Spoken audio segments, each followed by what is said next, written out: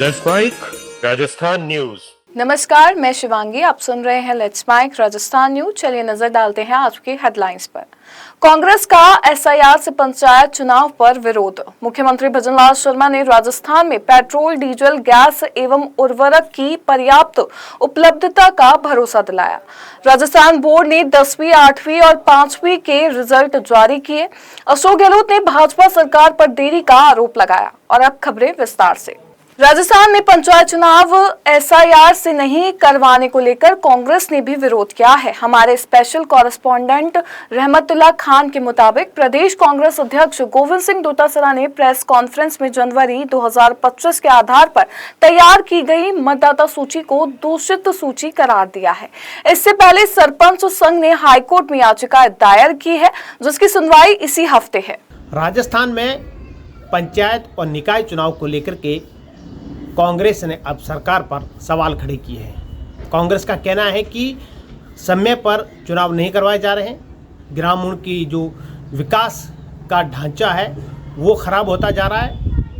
अभी जो एसआईआर को लेकर के चुनाव नहीं करवाने वाली बात है उसका भी कांग्रेस ने विरोध किया है। कांग्रेस ने ये भी कहा है कि जनवरी 2025 की रिपोर्ट के आधार पर चुनाव मतदाता सूचियां हैं जो तैयार की जा रही है, जबकि एसआईआर के माध्यम से नहीं करवाई जा रही। इससे पहले राजस्थान सरपंच संघ ने भी हाई कोर्ट में याचिका लगाई है, जिसकी सुनवाई अगले हफ्ते या इसी हफ्ते होने की संभावना है। कांग्रेस प्रदेश अध्यक्ष गोविंद सिंह डोटासरा ने कई सवाल उठाए हैं, जिसमें ओबीसी आयोग की रिपोर्ट, परिसीमन, वन स्टेट वन इलेक्शन का बहाना बनाकर चुनाव नहीं करवाने का जो है सरकार पर आरोप लगाए हैं। अब चुनाव कब होंगे ये तो अभी कुछ कहा नहीं जा सकता, लेकिन अभी फिलहाल जो है विपक्ष ने लगातार आरोपों की झड़ी लगा दी है। एसआईआर और को लेकर के मतदाता जो सूचियां हैं वो तैयार नहीं की गई है। सरपंच संघ के बाद में भी कांग्रेस ने भी सवाल खड़े किए हैं और कांग्रेस का ये कहना है कि अब सरकार किसी भी तरीके से चुनाव टालने का प्रयास कर रही है, क्योंकि सरकार डर रही है। वहीं कांग्रेस ने अब 1 अप्रैल से 30 अप्रैल के बीच में प्रदेश भर में आंदोलन करने की जो है शुरुआत की है कि 1 अप्रैल से आंदोलन किया जाएगा, जिसको अलग अलग ब्लॉक वाइज ग्राम पंचायत को जो इनके संगठन उनके स्तर पर जो बूथ लेवल पर जो है इसका जो विरोध प्रदर्शन किया जाएगा। विधानसभा वाइज भी विरोध प्रदर्शन किया जाएगा और सरकार चुनाव नहीं करवा रही है, ये जो मैसेज है ये जनता तक हम पहुंचाएंगे, ये कांग्रेस का कहना है। फिलहाल देखने वाली बात ये होगी कि कांग्रेस का ये विरोध कितना सफल हो पाता, लेकिन उधर सरकार कब चुनाव करवा रही है इसका जो है इंतजार रहेगा। राजस्थान में पेट्रोल, डीजल, गैस और उर्वरकों की पर्याप्त आपूर्ति को लेकर मुख्यमंत्री भजनलाल शर्मा ने आमजन को भरोसा दिलाया है। उन्होंने अधिकारियों को अवैध भंडारण, रिफिलिंग और अनियमितताओं पर कड़ी कार्रवाई करने के निर्देश दिए। मुख्यमंत्री ने कहा कि एलपीजी एवं गैस संबंधी शिकायतों के त्वरित समाधान के लिए 181, 112 और 14 435 हेल्पलाइन 24 घंटे सक्रिय है। उन्होंने मुख्य सचिव को निर्देश दिए कि सभी शिकायतों का समयबद्ध समाधान सुनिश्चित किया जाए और सिलेंडरों की उपलब्धता बड़े आयोजनों के लिए भी बनी रहे। शर्मा ने सिटी गैस नेटवर्क विस्तार, घरेलू, वाणिज्यिक और नेचुरल गैस कनेक्शन में तेजी और पाइपलाइन अनुमतियों की शीघ्र स्वीकृति पर जोर दिया। साथ ही अतिरिक्त एलपीजी आवंटन, यूरिया और अन्य उर्वरकों की उपलब्धता सुनिश्चित करने और जमाखोरों व अफवाह फैलाने वालों पर कड़ी कार्रवाई के निर्देश दिए। राजस्थान माध्यमिक शिक्षा बोर्ड ने आरबीएसई 10वीं, 8वीं और 5वीं कक्षा के बोर्ड रिजल्ट आज जारी कर दिए हैं। शिक्षा मंत्री मदन दिलावर ने खुद रिजल्ट जारी किया। 10वीं की परीक्षाएं 12 फरवरी से 28 फरवरी तक 6195 परीक्षा केंद्रों पर हुई, जिसमें 30,915 परीक्षकों ने कॉपियों की जांच की। पहली डिवीजन में पास हुए छात्रों की संख्या 2,72,252 और छात्राओं की 2,83,411 है। छात्रों का पासिंग प्रतिशत 93.63% और छात्राओं का 94.90% रहा। छात्र अपना रिजल्ट ऑफिशियल वेबसाइट पर देख सकते हैं। रिजल्ट जारी होने के बाद वेबसाइट स्लो होने के कारण कई छात्रों को परेशानी का सामना करना पड़ रहा है। राजस्थान के पूर्व मुख्यमंत्री अशोक गहलोत ने राज्य की भाजपा सरकार पर तीखा हमला बोलते हुए आरोप लगाया कि प्रदेश में दिसंबर 2023 से इंतजार शास्त्र की नीति अपनाई जा रही है, जिससे जनहितकारी परियोजनाएं ठप हो गई है। गहलोत ने जयपुर में जवाहरलाल नेहरू मार्ग स्थित Mahatma Gandhi institute of governance and social sciences का उदाहरण देते हुए कहा कि 233 करोड़ की लागत से बना ये संस्थान 2024 से तैयार है, लेकिन सरकार इसे शुरू करने से बच रही है। उन्होंने सवाल उठाया कि क्या इसे महात्मा गांधी के नाम के कारण रोका जा रहा है। जयपुर जिले में महिला सशक्तिकरण को बढ़ावा देने के उद्देश्य से सक्षम जयपुर अभियान के तहत आयोजित नारी चौपाल कार्यक्रम जन आंदोलन का रूप लेता जा रहा है। मुख्यमंत्री भजनलाल शर्मा की मंशा के अनुरूप जिला प्रशासन इन कार्यक्रमों के जरिए महिलाओं को आत्मनिर्भर बनने के लिए प्रेरित कर रहा है। सोमवार को जोबनेर उपखंड में आयोजित नारी चौपाल में हजारों महिलाओं और बालिकाओं ने भाग लिया।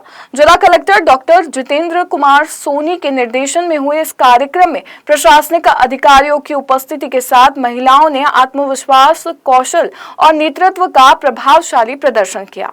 कांग्रेस 1 अप्रैल से संगठन बढ़ाओ लोकतंत्र बचाओ अभियान शुरू करने जा रही है। प्रदेश अध्यक्ष गोविंद सिंह डोटासरा के नेतृत्व में अभियान कांग्रेस संगठन का विस्तार और लोकतंत्र की रक्षा के लिए चलाया जाएगा। गोविंद सिंह डोटासरा ने आरोप लगाया कि भाजपा सरकार सत्ता का दुरुपयोग कर पंचायत और नगर निकाय चुनाव 1.5 साल से टाल रही है और संवैधानिक संस्थाओं का दमन कर रही है।